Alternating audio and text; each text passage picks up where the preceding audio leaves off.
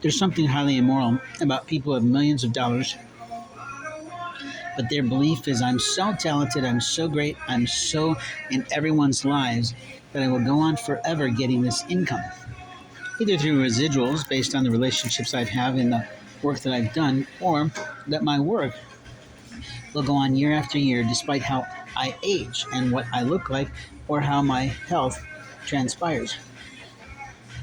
In the world of movie industries, I would imagine that residuals help people to keep their place like Greece. But in the truth of life, how many new movies are you in, and what kind of movies are we bringing to life? I don't like seeing movies that look like they're about to become slasher movies or snuff films, and frankly, we don't need any more Halloween films. That genre is an abomination to the Lord, no matter what you want to tell me about how it's a creative license for someone to do things like this. I think teaching people the immorality of killing people is immoral. Now, if we're teaching people to protect people from the killers of the world, or the killers of the air, or the killers that come across the seas in buyer beware, that's a different story.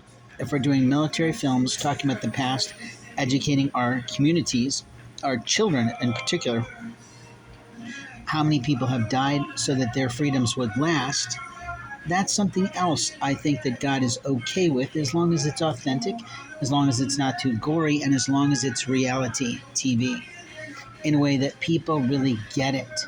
How many soldiers have lost their lives fighting for America's really to survive, because most of the world is jealous of our land, of our food, of our resources, of our freedom for everyone mood. And yet there are people who are amongst us, people who are Christian, or so they claim, people who are religious, or so they want to blame, and want to harm us, take away our rights. Tonight I was approached by a strange man in a car who was wearing scrubs, showing me in his marvelous behavior that he was sort of out to lunch. Maybe he was coming to get some food, some pizza. I have no idea how he found me, but he wanted to give me money for the ministry, which was fine.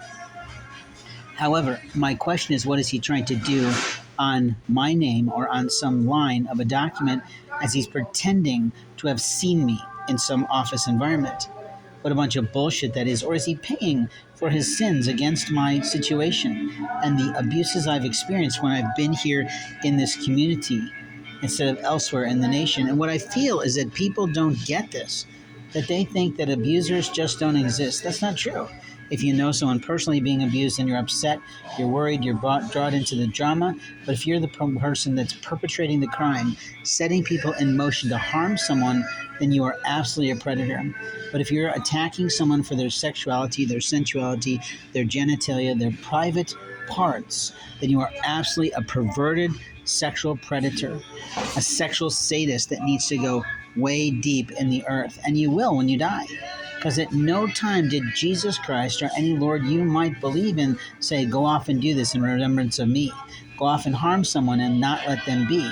Go off and abuse someone and take away their technology so they can't get jobs.